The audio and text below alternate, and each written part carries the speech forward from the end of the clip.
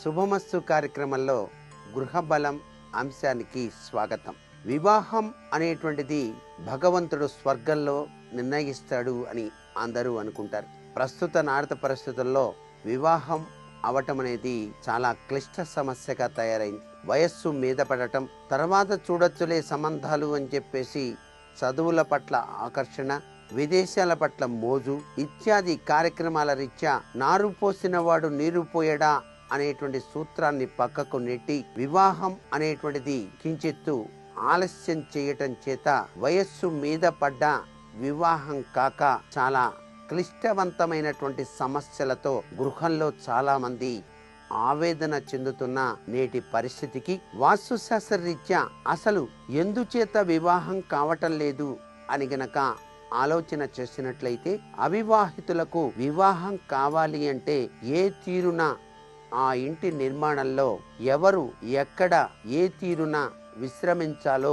అనేటువంటి విషయాన్ని కూడా అవగాహన చేసుకోవాల్సిన పరిస్థితి ఎంతైనా ఉంటుంది. అవివాహితులు ఎప్పుడూ కూడా ఇంటి వాయవ్య కోణంలో నివసించాలి అని చెప్పేసి మనకు వాస్తుశాస్త్రం తెలియచేస్తోంది. ముఖ్యంగా వివాహ వయసు కన్యలకు ఇది శ్రేష్టమైనటువంటి దిశగా మనకు శాస్త్రంలో చెప్పారు. వాయవ్య కోణము శ్రేష్టమైనటువంటి దిశ అని చెప్పేసి అర్థం చేసుకోవాలి. కొత్త దంపతులకు ఉత్తరం వైపు వాయవ్యం తర్వాత ఉత్తర దిక్కు మధ్య చైనాగారం తగినదిగా చెప్పడం జరిగింది. వాళ్ళు ఇరువురు కూడా ఆనందహీలతో జీవితాన్ని గడపడానికి ఆస్కారం ఉంటుంది. దంపతులకు తూర్పు దిక్కు గదిలో పడక గది ఎప్పుడూ కూడా నిర్మించకూడదు. తూర్పున నిద్రించటం వల్ల అనారోగ్యం సంభవించటమే కాకుండా గర్భపాత భయం కూడా ఉంటుంది.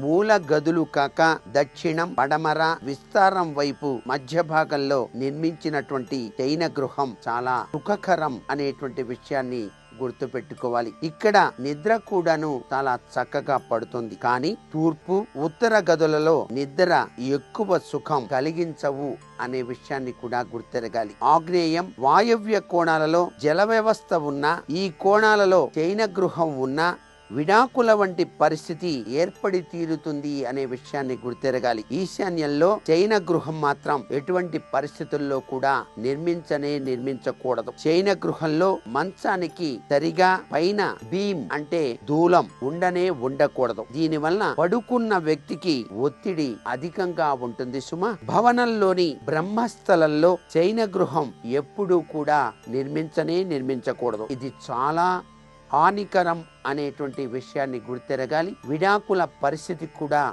ఏర్పడటానికి ఆస్కారం ఉంది. కుజుని కారణంగా వివాహం గనక ఆలస్యమవుతూ ఉంటే గ్రహచార రీత్యా ఇంటి ముఖద్వారంలో గణపతిని స్థాపించి ప్రతి నెలా కూడా పుష్యమి నక్షత్ర సమయంలో సింధూరం గనక సమర్పించినట్లయితే, రోజు ఆవు నేతితో గనక సాయంకాలం సమయంలో దీపాన్ని గనక పెట్టినట్లయితే ఆ కుజ దోషం పోయి వివాహం కాని వారు గనక ఆ ఇంట్లో గనక ఉండినట్లయితే వివాహం తప్పనిసరిగా జరిగి తీరటానికి ఆస్కారం ఎంతగానో ఉంటుంది అనే విషయాన్ని గుర్తెరగాలి.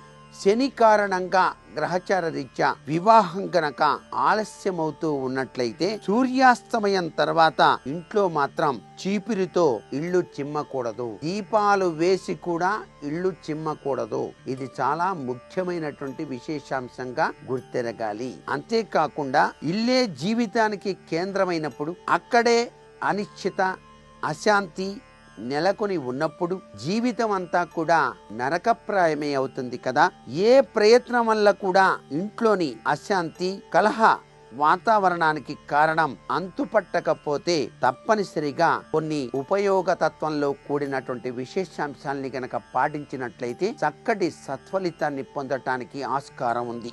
వాస్తుశాస్త్ర రీత్యా గృహంలో ఏర్పడేటువంటి ఆర్థిక ఇబ్బందులు కావచ్చు, లేక మనస్పర్ధల యొక్క ప్రభావం కావచ్చు, లేక ఆరోగ్యరీత్యా అనేక విపత్కర పరిస్థితులు ఏర్పడవచ్చు. ఈ యొక్క ప్రభావాల నుంచి బయల్పడటానికి వాస్తుశాస్త్రంలో మనం పాటించవలసినటువంటి విశేషవంతమైనటువంటి తత్వం ఒకటి ఉంది.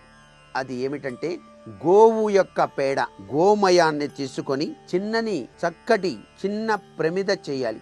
అందులో నూనె వేయాలి. ఒక చిన్ని బెల్లం ముక్క ఆ ప్రమిదలో పడవేసి పత్తితో చేసినటువంటి వత్తి వేసి వసారాలో మధ్య వెలిగించి పెట్టి చూడండి. ఇలా గనక చేసినట్లయితే ఆ గృహంలో సంభవించేటువంటి దృష్టి దోషాలు, మన క్లేశాలు, గృహ క్లేశాలు అన్నీ కూడా పటాపంచలవటానికి ఆస్కారం ఉంది.